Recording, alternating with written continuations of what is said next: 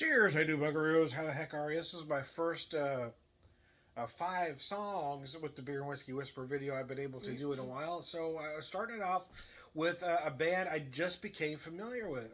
It's just driving me crazy how I haven't heard of some of these bands I've just been finding. But anyway, so I looked up this band because a promoter friend of mine, Rob Adams, is bringing these guys to town at the Cellar in June, and I could believe I wasn't familiar with them. So I looked them up on Spotify, and they had some stuff on there. So anyway, I picked 5 songs. This is the PopSkull Rebels. They describe themselves as rockabilly, old school country, and rock and roll. But when I say rock and roll, you can't think rock and roll of today. You have to think the Crickets or the Bobby Fuller Four. And here I'm gonna start the music right now. Booze thinking. I got this on a shuffle, so I didn't know what songs we're gonna start playing first.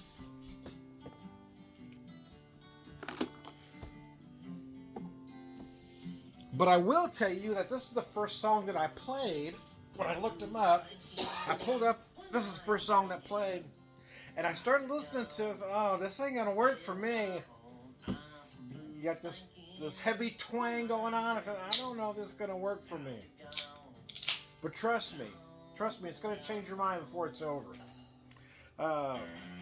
Miller High Life. Now, there's a reason I'm drinking a Miller High Life, and it'll start to make sense when I pop open or when I show you what whiskey I'm drinking. Of course, I bought this a while back, and if you watch my quarantine videos, you know why I was drinking it then. But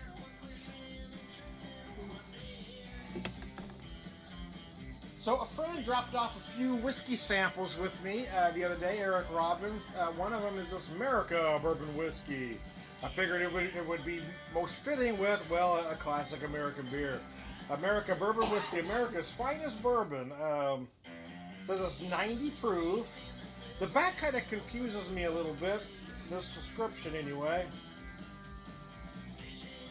America bourbon whiskey is proudly made in America with the finest American grains, and it offers you the cleanest, smoothest, and best tasting whiskey you ever had.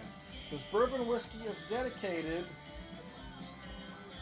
to the same pride and craftsmanship that made our country great. That's not the part that confuses me. The part that confuses me here is that it says it is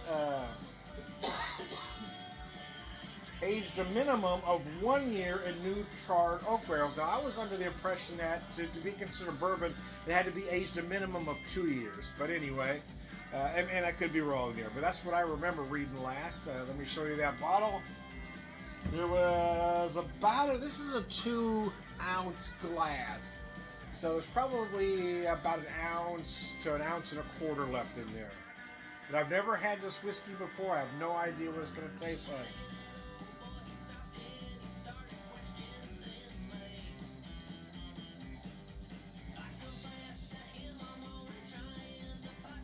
You do feel a lot of corn on the nose.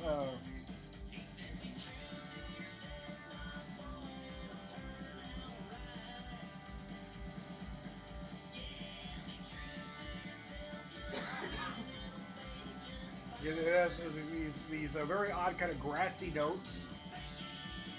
I'm just going to take a drink now.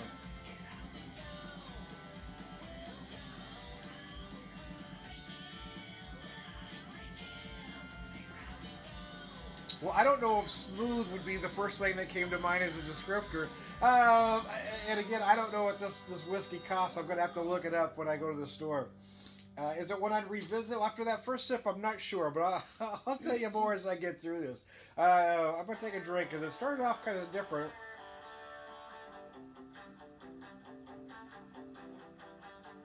When Rebel comes to town.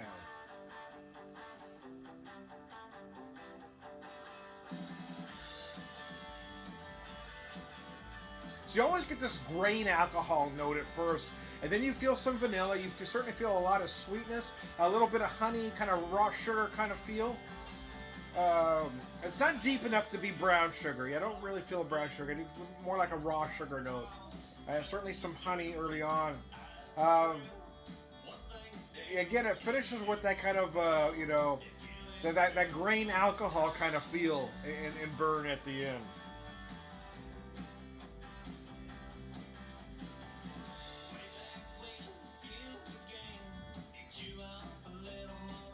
You do feel some oak, though. I don't want to be remiss. I want to mention that you do feel some oak in the finish and a little bit of spice, a hint of cinnamon, and because of the sweetness, it's got that cinnamon sugar kind of feel right at the end. So anyway, cheers.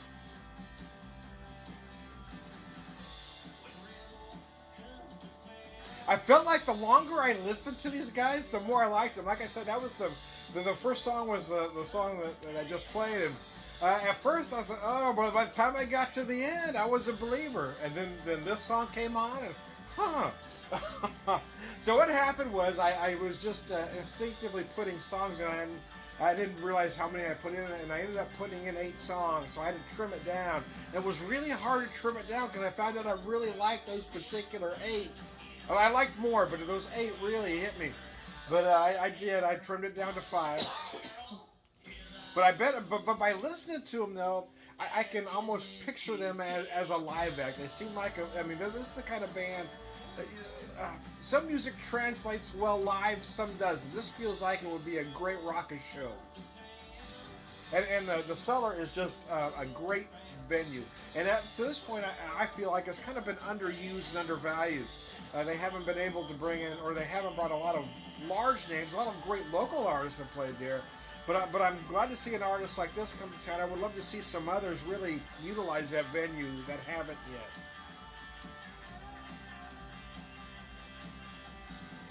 Rob Adams has brought some incredible folks to town. I've seen Denny Lane. He brought John Waite to town a while back. I missed that show. But then last May he brought in Tommy Teeth or Tommy Two-Tone, and that was a great show. So I'm going to see what my life is like in June, because this is and what the pandemic will bring us. Because this is a band I would love to see live for a lot of reasons. Anyway, cheers.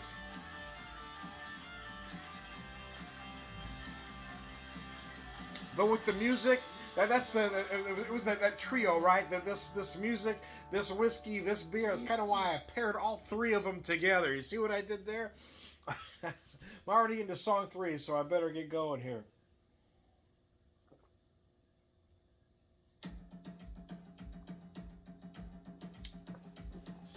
Coming In Hot is the name of this song. I'm going to pour my second beer here.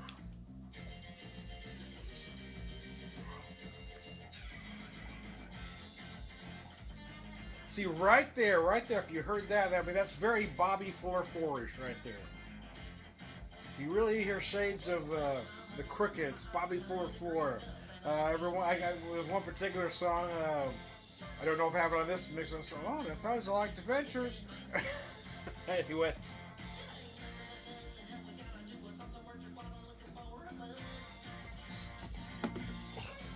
Set that down for a second, and I'm going to pick this whiskey back up.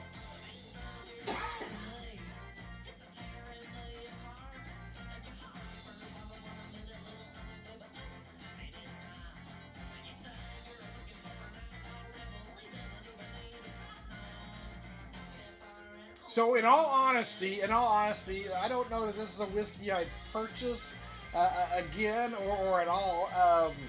I guess it would depend on the situation and the price, right? I mean, there are certain social gatherings where a whiskey like this would be appropriate.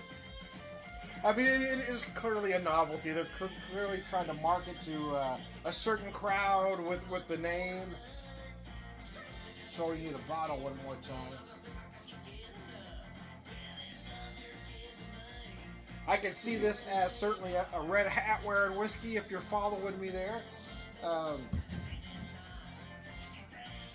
And maybe, maybe I'm doing this wrong. This might be more of a shooting whiskey, right?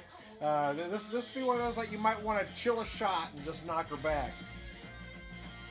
And some may just want to drink out of the bottle. But this one, I think, in my opinion, I only had an ounce there, so I just had it neat. I think it would benefit from just a little bit of ice. If you're going to do a chilled shot, I think this might be the notes that I'm getting, I'm going to say this would lend itself well to a chilled shot. How about that? But it does have this weird kind of grain alcohol start and finish.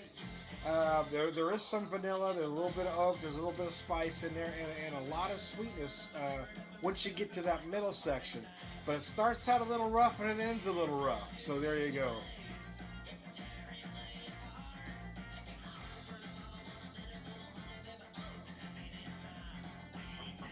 Whew, yeah, I don't know if I'd ever use smooth. I don't know if I'd ever use the word smooth to describe that whiskey, but I think it's going to fall under the category it is what it is. If I had a little bit more, I would have done a chilled shot, because I think it probably would have benefited if I just did a chilled shot, rather than to treat it like a fine whiskey and drink an ounce and a quarter neat. So there you go. Door ahead, PopSkull Rebels. But I thought the raw music, the whiskey, the beer, I thought all three would pair nicely together. And you got Shadow. I don't know if you can see my cat Shadow here. She likes to get in the shot from time to time. This was their latest release, Dora Hand 2020.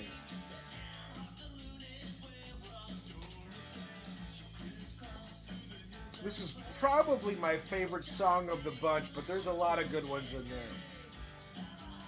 But that's kind of what I like. If it's a little raw, I mean, you even have elements of punk in there. You have that raw punk-like elements with the rockabilly sound. And they say old school country. Yeah, you're going to hear a little bit of that in there. And rock and roll, you got to go back, right? I mean, you got to think the Crickets. You got to think Bobby 404.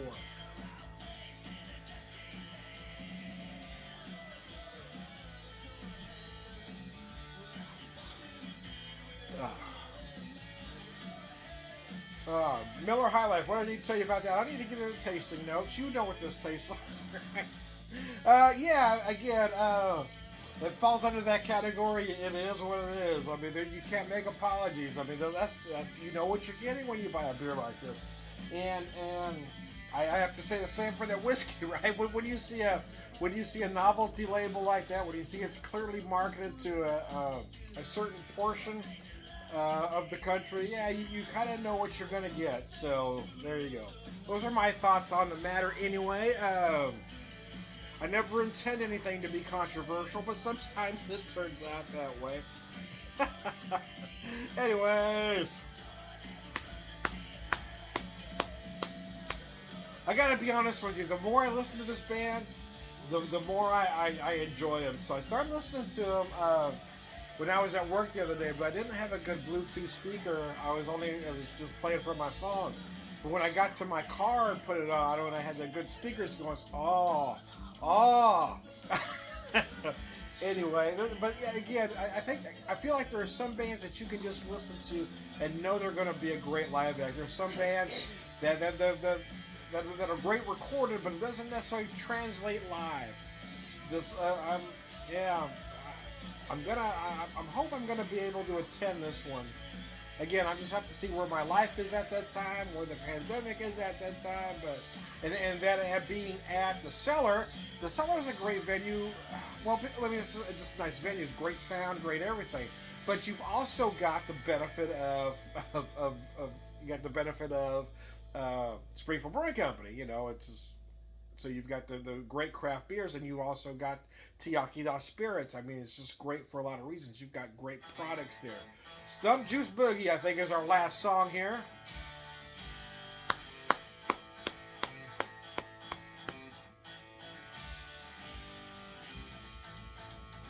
Another song from the Dora Hand album, which is their latest release.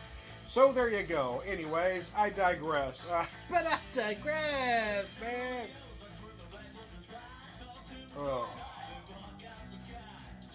Anyways, I am Tom the Beer Whisperer, Beer Evangelist, Prolific Beer Drinker, Purveyor of Wisdom, and I'm also Tom the Whiskey Whisperer, Whiskey Evangelist, Prolific Whiskey Drinker, Purveyor of Wisdom, and